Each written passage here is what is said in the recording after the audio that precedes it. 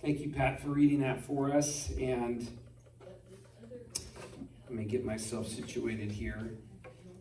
So again, we are in this sermon series in the Gospel according to Mark, and we're really looking at the good news of Jesus. We're looking at ways in which the life of Jesus, the actions of Jesus, the stories of his experiences with those that he healed, those that he taught, are all kind of a picture and an embodiment of what the good news is, what the good news of the kingdom is all about. And so that's what's so exciting about this series, is that every time we read a story, we get a glimpse into this new kingdom that God is offering, not just to us individually, but is offering to his people, and is inviting us to join him in.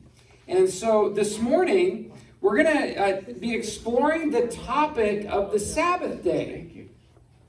And there are a couple of back-to-back stories in Mark that deal with the Sabbath. The first one that Pat just read for us. There's at the end of Mark, so Mark chapter 2, verses 23 through the end of the chapter. And then starting in Mark chapter 3, starting in verse 1. Can you move over one seat that way? Mm-hmm.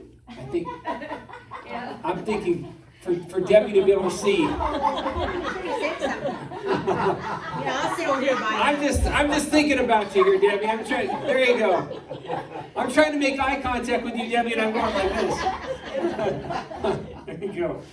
So we're looking at these two stories that relate to the Sabbath. They come right back to back. End of chapter 2 in Mark, beginning of chapter 3 in Mark. So the first story that Pat read for us, we see Jesus getting questioned by the Pharisees because he's a rule breaker.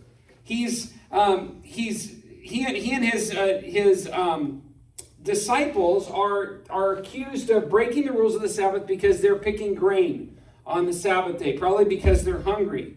And here Jesus responds with a story where he basically communicates to them how he takes them back and say, remember when David and his companions were actually hungry, and they went into the holy place, actually, and they ate the holy consecrated bread, which was unlawful for them to do.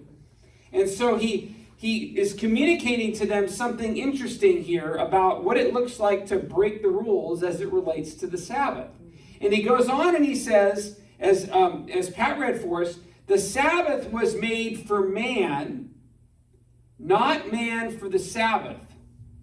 So the Son of Man is Lord even of the Sabbath. So there's this idea that man, or men and women, humankind is what he's talking about here, don't control the rules as it relates to the Sabbath. We can't just turn it into whatever we want it to do. It doesn't exist for our purposes. And as a result, because it's God's command, God can choose to do whatever he wants with it. God is the originator of what the heart and the spirit is behind the Sabbath day commandment.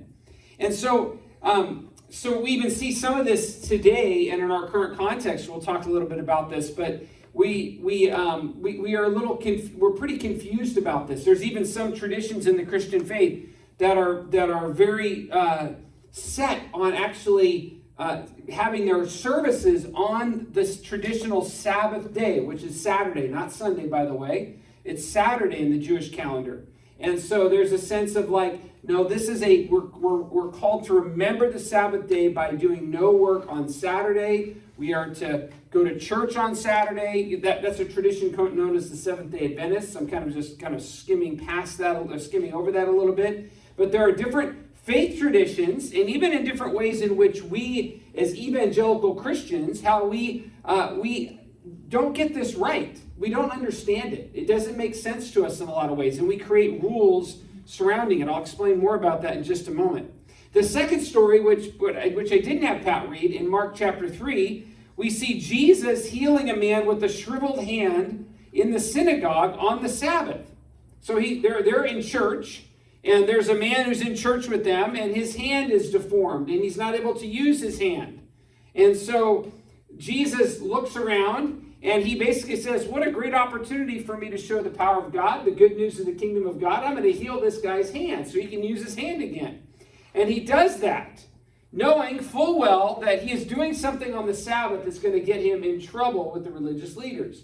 And sure enough, what we find very early here in Mark chapter 3, at verse 6 of Mark chapter 3, after Jesus does this, the Pharisees go off and plan and conspire with the Romans. How are we going to kill Jesus?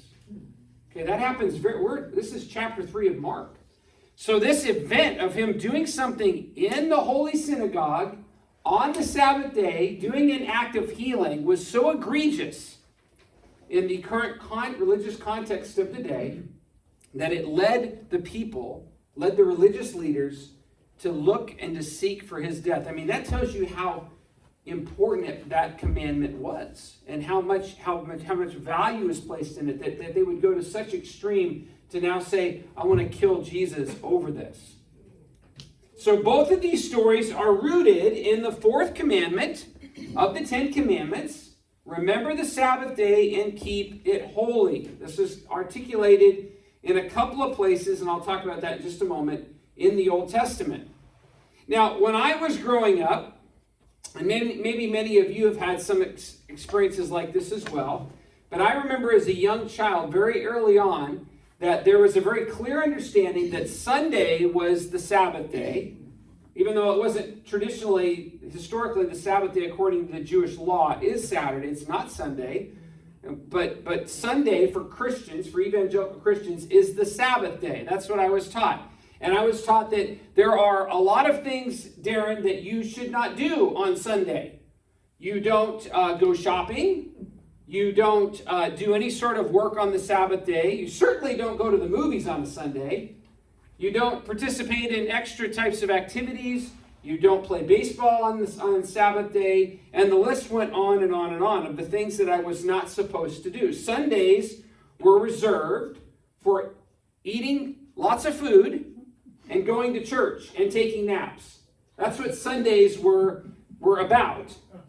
And so what's ironic to me is that as Christians, we've created rules around Sundays, which ironically are very similar to the criticisms that Jesus had for the Pharisees about the rules that they were creating around Saturdays. And so I find it kind of humorous in some ways that we've kind of taken the same concepts and transposed them into our context of our Christian thinking and belief system in a similar way that it was for the Jewish people. And so there's a lot of confusion about this commandment. Is the Sabbath a Saturday? Is it on Saturday? Is it on Sunday? Can a Sabbath be another day? Can the Sabbath day be another day of the week? How does this command really apply today? If this is Old Covenant, if this is the Old Testament law, how does it apply to us living in the New Testament age of the kingdom? What are we supposed to do or not do on Saturdays or Sundays or whatever Sabbath day we observe?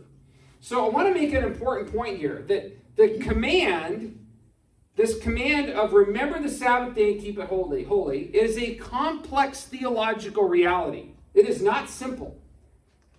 I've spent many, many hours exploring the implications of Sabbath day teaching, Old Testament and New Testament, and it can be quite complex and in many ways confusing to understand. It caused a lot of confusion for Jesus and his followers. But I think when we read the Bible from cover to cover, what we find is that the fourth commandment, remember the Sabbath day and keep it holy, this commandment was fulfilled in Jesus. This commandment was fulfilled in Jesus, and as a result, there is no longer a day of the week specific Sabbath day observance. Okay? I'll clarify that a little bit more. You may be going, what in the world is he talking about? So what I mean is that by the Sabbath, when I talk about the Sabbath day being fulfilled in Jesus, what I'm saying is that we are invited to enter into God's rest, which is the Sabbath rest, which is a spiritual reality of resting from our striving to be made right with God on our own, and instead to replace the leadership and the striving of getting right with God away from myself and instead placing my eyes on Jesus, the one who gives me rest, who gives me the opportunity to not have to try to meet all of the standards and the rules in such a way that God is going to be displeased if I don't follow all these things. But instead, Jesus says, now I am the fulfiller. You look to me, and I, paradoxically, will be providing you rest in the place of what that commandment ultimately was pointing to. And so there's also continued contemporary application. So this isn't just a theological reality, as I think predominantly it is in the scriptures. There's a strong theological implication. I'll walk through that just a little bit with you this morning, and we'll kind of see where this goes. I've got a lot of notes here today, so I'm going to kind of bounce around a little bit, and I'm going to pay attention to my time because I don't want to just bore anybody to death. I want to try to really help explain some things and then really try to help us understand what this means for us. But there is continued application. So when we talk about the fact that the Sabbath day is showing us that we are invited to enter into God's rest, that Jesus has given, that Jesus has provided for us, there's also this contemporary application that God actually wants us to observe a Sabbath rest as well, like a literal Sabbath rest as well, in order to point us to the greater reality of what we find in Jesus, right? So just think about this. You may not wonder, you may observe a Sabbath rest. You may see Sunday as a Sabbath day for you, and there may be certain things you don't do on Sundays because that's your time for God. Excellent. But you may wonder, why is it dedicated that way? Like, what is the point of that? Is it because I think that I'm gaining brownie points with God because I don't do certain things on Sunday or on Saturday or whatever the day it is? By the way, Sunday cannot be a Sabbath day for me. It's a work day for me. So I got to find another day of the week to be my Sabbath rest, right? So it varies. It changes. It can be quite diverse. When we look at communion and baptism, these other sacraments of the church, they are outward signs and symbols of deeper realities, right? So when we observe the Sabbath day or observe a Sabbath rest, we should be thinking about, what is the point of me doing this? Is the point of me so that I can fully focus all my energies and my efforts on God? That I can learn to rest from my work as a symbol of the fact that I have gained rest in Jesus? Right? That I have gained life in Jesus? Like, this is the contemporary significance of a Sabbath day understanding. We certainly wouldn't say that God says, hey, Sabbath day's fulfilled in me. There's no contemporary application today. Go ahead and just work your knuckles into the ground the rest of every other day of the week and don't ever rest. Like, we know that that's not right. Like, that's not healthy. God created us for rest, right? God is, and we'll find in the New Testament scriptures that there is a strong pronouncement about taking time, creating space and time for God on a consistent basis in our lives. So the main theme that I want to attempt to convey this morning is this: that we are called to rest, both spiritually and physically, in order to honor God and remember what He has done for us. We are called to rest both spiritually and physically in order to honor God and remember what He has done for us. Now, let me just share a few things with you, and this is where I'm going to try to do a lot of skimming. I've got 7 pages of notes this morning, okay? We'd be here for 3 hours, and I'm not going to do that to you. But I want to share several verses of Scripture to help us understand this history of Sabbath day observance, right? So the very first Sabbath day, anybody know when it was first practiced? Bible quiz. When was the first Sabbath day observance? When Adam and Who? Eve. Somebody said? Adam and Eve. Even before Adam and Eve. Genesis, yes. Very beginning, right? Very beginning of creation. Genesis chapter 2 says this. It's on the screen. Thus the heavens and the earth were completed in all their vast array. By the seventh day, God had finished the work He had been doing. So on the seventh day, He rested from His work. And He blessed the seventh day and made it holy, because on it He rested from the work that He had done. It's not called the Sabbath here, but this is the first Sabbath day observance. It was modeled, it was practiced by the Creator. Now, just to make sure that we understand, God wasn't tired. God didn't rest because he was tired. For any of us, if we created the whole universe, we'd be pretty darn tired. God was not tired. God rested in a very symbolic fashion to teach us some very important things. What's interesting, also in this verse that you look at, and all the previous verses when we look at the days of creation, every other day of creation, there is morning and evening. There's an ending point to the day. The seventh day is an ongoing event. There is no closure to it. There is no closure to the seventh day. It is ongoing. God created, and then he rested. So there's some very interesting implications. The fact that this Sabbath, the understanding is that this Sabbath day observance goes on. It continues. We move into the Ten Commandments, and we see God giving the law at Mount Sinai. As we talked about earlier, the Ten Commandments show this commandment to remember the Sabbath day and keep it holy is number 4 of 10. It shows up in 2 different places. The Ten Commandments show up in 2 different places. One is in Exodus 20, which is when Moses actually received the commandments from God on Mount Sinai. That was the inception point of the Ten Commandments. It also shows up in Deuteronomy chapter 5 as well. So Exodus 20, Deuteronomy chapter 5. The Deuteronomy chapter 5 passage is when Moses is rehearsing the commandments. He's repeating the commandments to the people of Israel before they enter the promised land. Okay, so this is several years later. And it shows up in both of these places.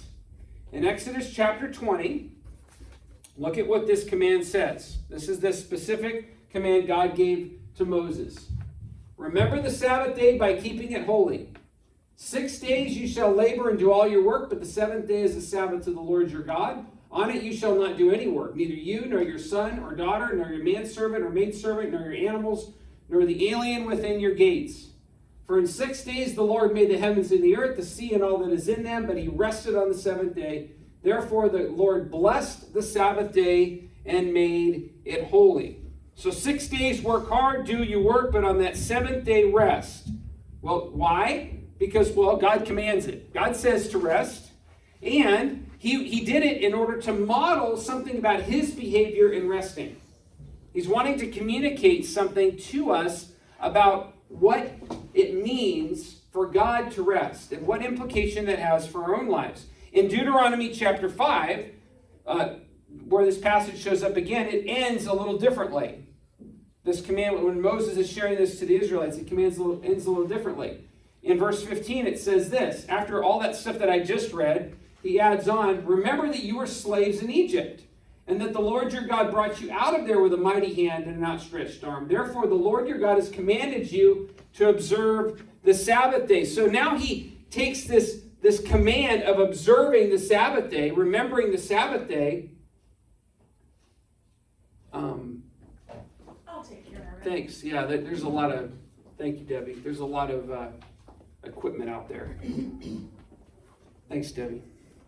We have a couple of kids that were starting to run around out there. There's like saws and all kinds of stuff out there. So then in this commandment, what we see is that Moses brings people back, and there's this idea of remembrance. So you remember the Sabbath day in order to remember what God did for you. That God provided salvation for you. He rescued you from slavery and from death, right?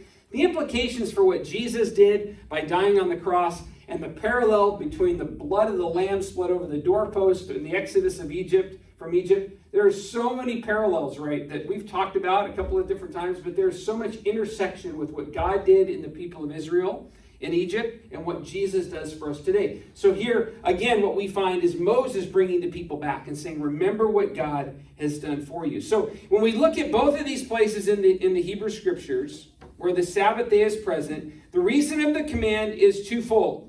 They are to rest because it models God's character in resting, and he invites us to rest with him.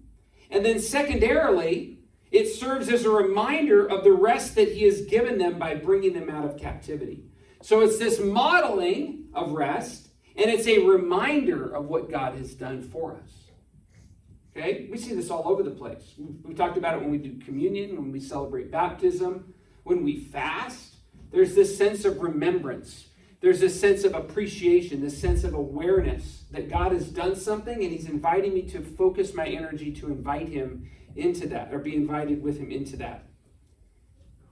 So there are many, and then we jump forward to the New Testament, and there are many places in the gospel accounts where Jesus is not only criticized for his statements and actions on the Sabbath day, but it also seems that his actions lead others to want to plot his death because he seemingly disregards the commandments. So I just led you through the Old Testament scriptures related to the commandment. It was very, very important. This is an extremely important commandment for the Israelites. And yet Jesus does these things on the Sabbath that now make a little bit more sense, that you say, well, I guess I can understand that maybe how people would get a little upset that he was doing this stuff, because they become so entrenched that God said, don't do any work on that day. That means don't pick grain. Certainly it must take work for you to heal somebody. Can't do that on the Sabbath day. So there's all this stuff going on. And we read, as Pat read for us, the Mark chapter 2, all the way through the Mark chapter 3, verse 6 passage, where he does, where he heals the man by asking him to stretch out his hand. Where do I want to go with this? Are you skipping?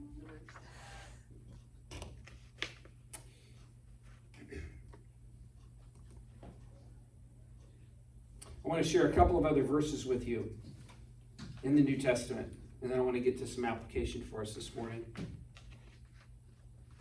Jesus communicates here in this passage that Pat read for us, I am the Lord of the Sabbath. So he is saying, I am the fulfiller of the Sabbath day observance.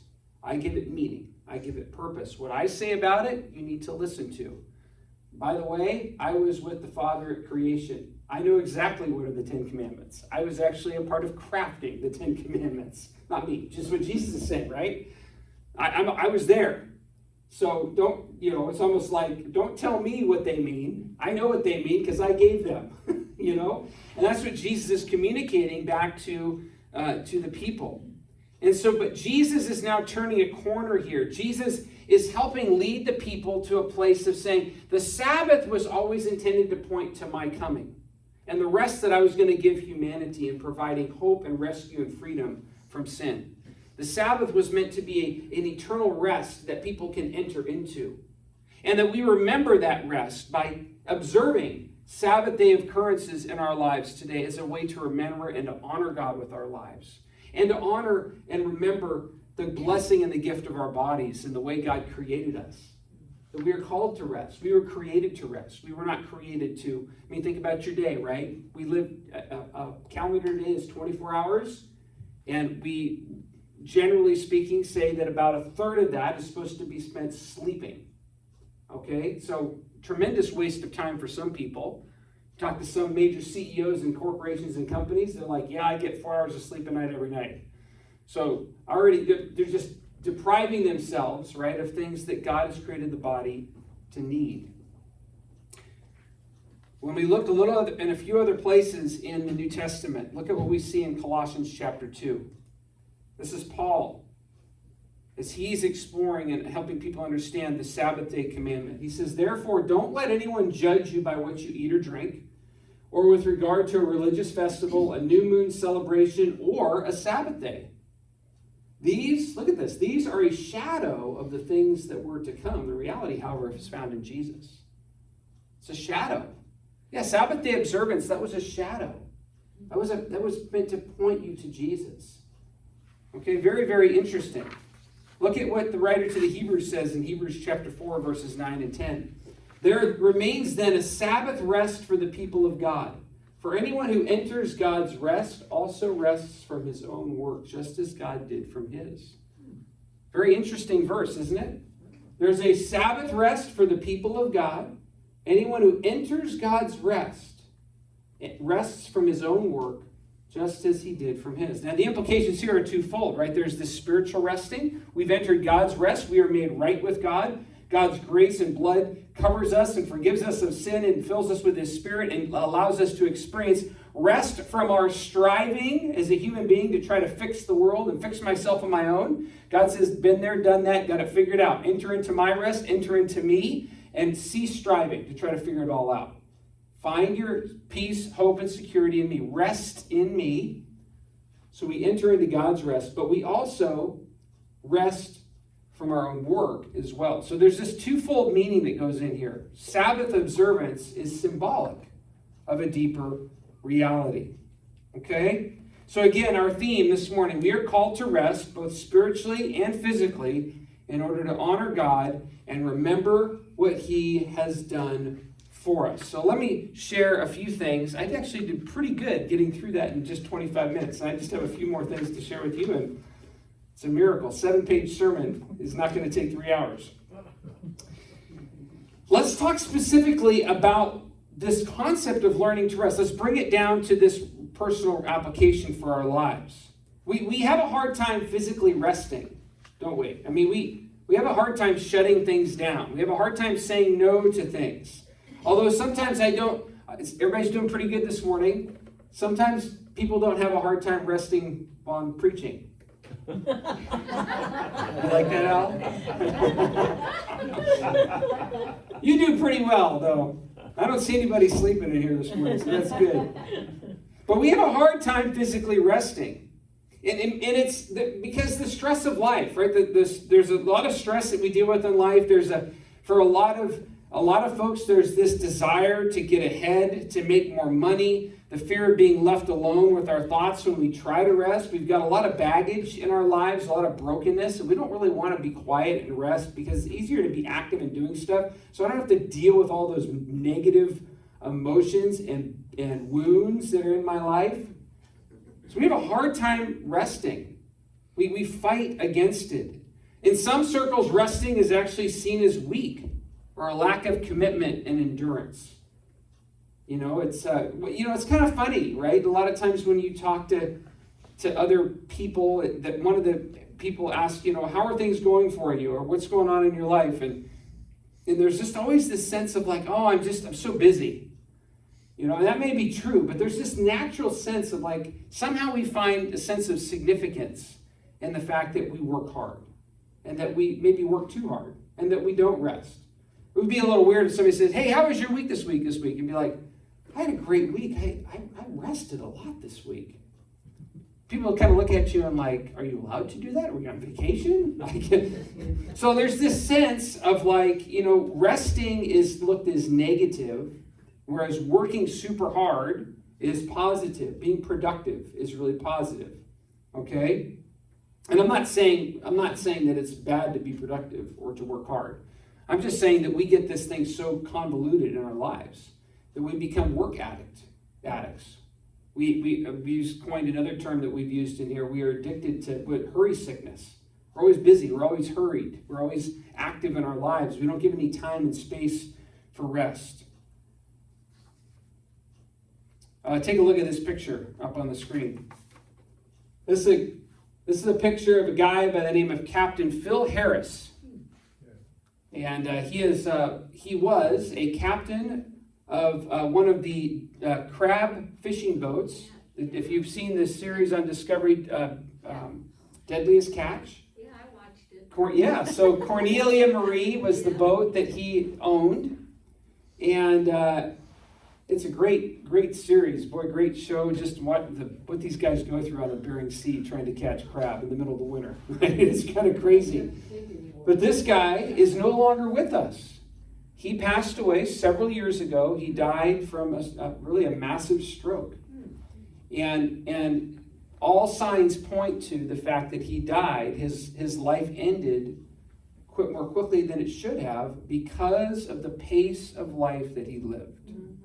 And because of the stress that he constantly exposed himself to as a crab boat captain. And if you watch this show, these guys work their tails off.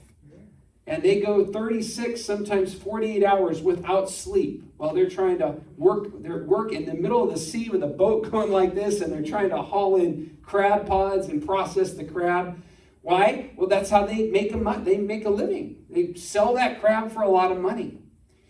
But it leads to a lot of stress. I mean, a lot of these guys, you watch them on the show and they're all addicted to cigarettes. They're just constantly chain smoking all the time because there's so much stress and anxiety. They're trying to cope with the long hours, the lack of sleep, the stress of meeting their quota, caring for their crew, long hours without sleeping.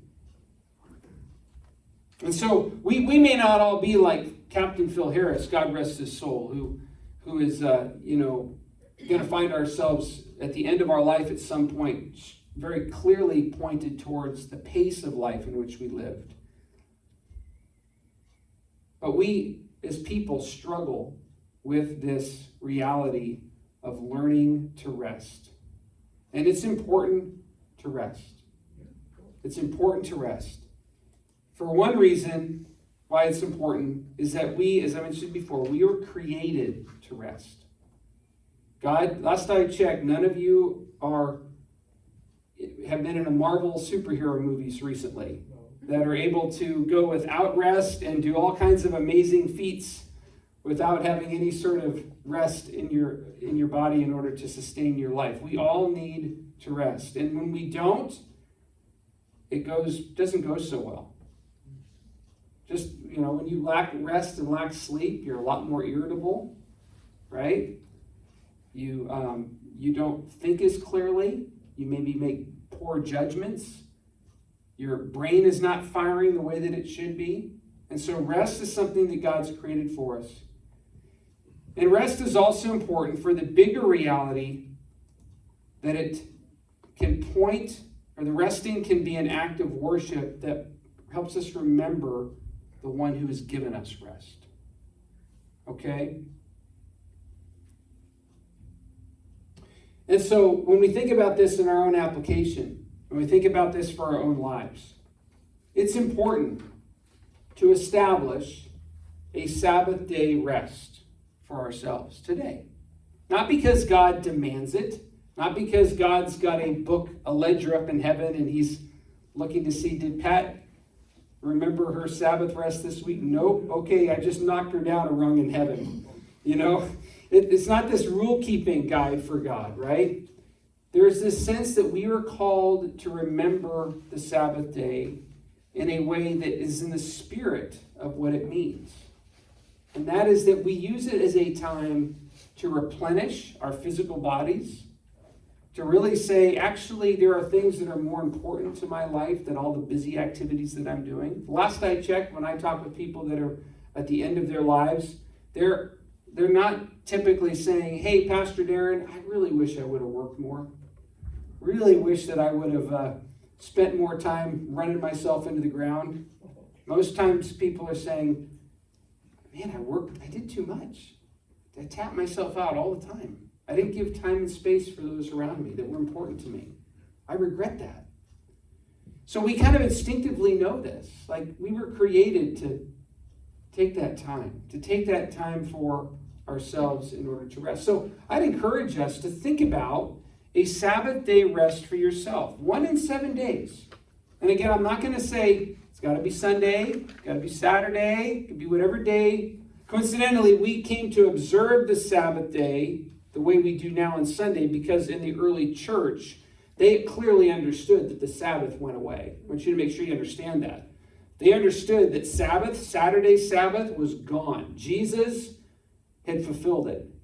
And so they said, we want to gather and celebrate. We want to celebrate what Jesus has done on the first day of the week. It's the day of the resurrection. And so we want to celebrate that. So it was never intended to be this rule that sometimes we turn it into.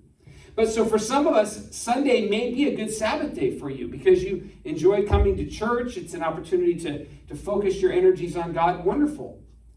But there may be other days of the week that may be better for you.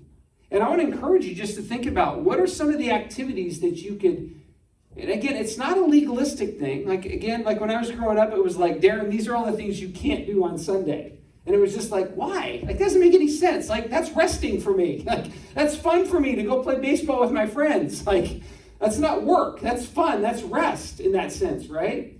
But for all of us to think about what would it look like to give a day of my week over as an act of worship to Jesus, as a time to focus more intently on him, to maybe take more time to sit and just be present with God, to intentionally say, you know what, I'm not going to go work out in the garden today. Or maybe I am, because that's an act of rest for me, right? You have to determine what are those things that are restful and what things are work. And find time to say, how can I honor God with this day? So that's a very practical reality. Think about a Sabbath rest. Think about what that means for you. And in that place of resting, use it as a symbolic reminder. Thank you, Jesus, for being my rest. Thank you, Jesus, for giving me the opportunity to experience the blessedness of this life that I'm a part of, and to know that I have this relationship with you where I don't have to try to prove myself. I don't have to work really hard to make you love me or like me or want me. That I can be who I am. That I can find my hope and my security and my peace in you. I can guarantee you in this world there are plenty of people that are working their tail off up here because they can't find rest for their souls. Right? And Jesus says, I have given you rest for your souls. I have given you rest to be able to find your hope and your significance and your peace in me. Look at this other verse here as we close this morning. Jesus in Matthew chapter 11. Come to me, all you who are weary and burdened, and I will give you rest. I will give you Sabbath. Take my yoke upon you and learn from me, for I am gentle and humble in heart, and you will find Sabbath for your souls. For my yoke is easy and my burden is light. Isn't that good news? That's the kind of rest that Jesus offers us. He offers us this rest that is built in humility and gentleness and deep love and care for us. He doesn't try to burden us down with activities or things that we have to do to be made right with him.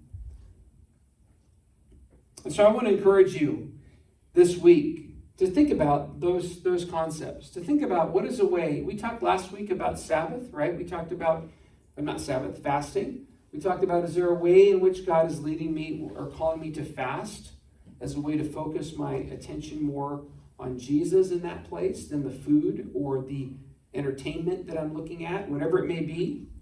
I don't know where, everybody maybe has a different way that this week that they've practiced that and tried that. I want to encourage you now to, as we go into this next week, to seriously think about what day or in what context do you celebrate a Sabbath day? And what does that look like for you? Or is it intentional? Not just rote and routine. Like, it's Sunday, I guess this is what I do. But like there's intentionality behind what I do. Like I'm intentionally saying no to certain things. Because I want to care for my body. I want to rest. I want to be replenished.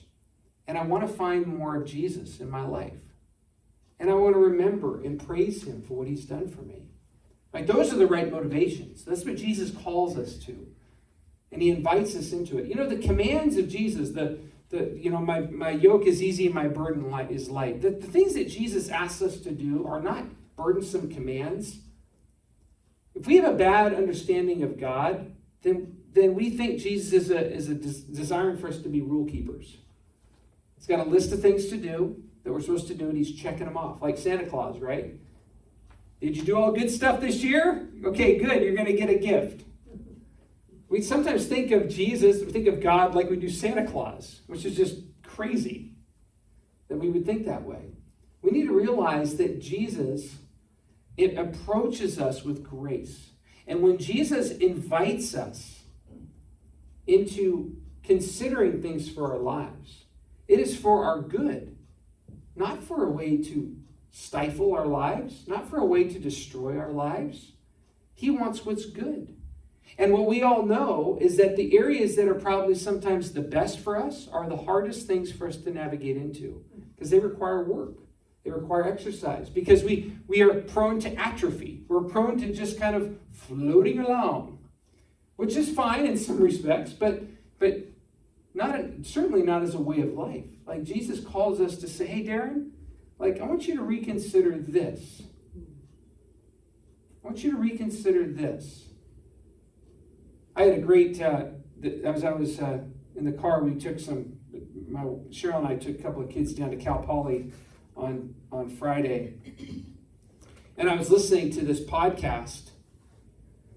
And it was a podcast that was focused on the spiritual exercises of St. Ignatius.